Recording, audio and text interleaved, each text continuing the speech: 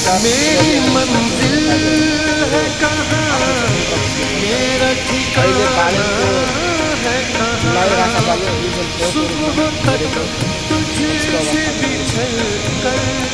बालेको पपुलरीबाट चुनावमा धेरै मत ल्याउने चुनाव जितेर सोचने के लिए सम्पत्ति